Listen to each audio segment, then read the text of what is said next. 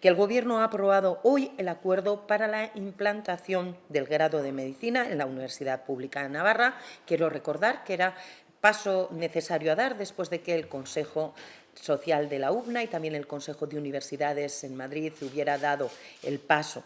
que le correspondía, y esta vez ha sido el Consejo de Gobierno del Gobierno de Navarra quien tenía que adoptar este acuerdo.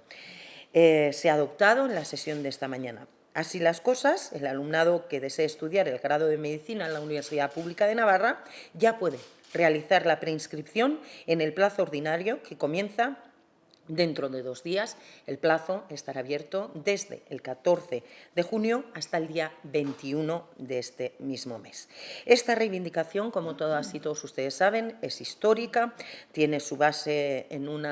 requerimiento social que no busca sino una justicia rotunda.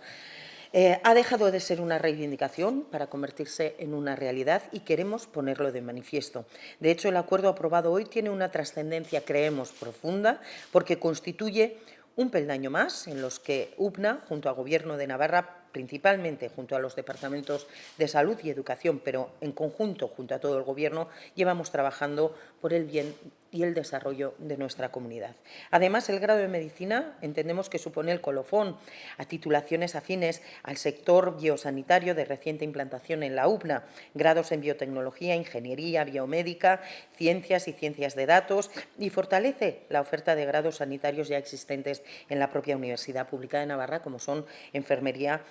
y fisioterapia, a diferentes niveles como recursos y personal docente, y optimiza el uso de sus instalaciones. El Gobierno de Navarra entiende que los estudios de medicina en la Universidad Pública de Navarra van, además, a reforzar el ecosistema de investigación sanitario en el marco de IDISNA y de Navarra Biomed, generando conocimiento e implicando y potenciando la carrera académica e investigadora de profesionales que compaginen la actividad clínica con la docencia y la investigación. Por todo ello, estamos también trabajando porque en el ámbito de la salud constituye, entendemos, una de las claves vertebradoras de la estrategia de especialización inteligente de Navarra, y este grado supone un claro impulso del conjunto del Gobierno y la universidad a esta apuesta decidida por una Navarra más saludable y más competitiva.